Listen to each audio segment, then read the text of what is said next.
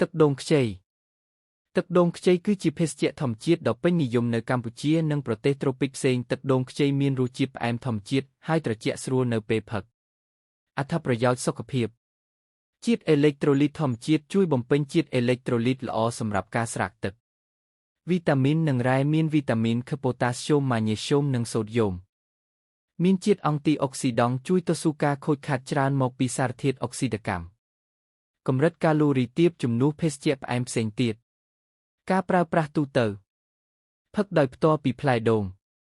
ធ្វើជាគ្រឿងផ្សំក្នុងភេសជ្ជៈផ្សេងប្រើក្នុងវិធីសាស្ត្រថ្នាំពេទ្យបុរាណជាធាតុផ្សំក្នុងម្ហូបខ្លះ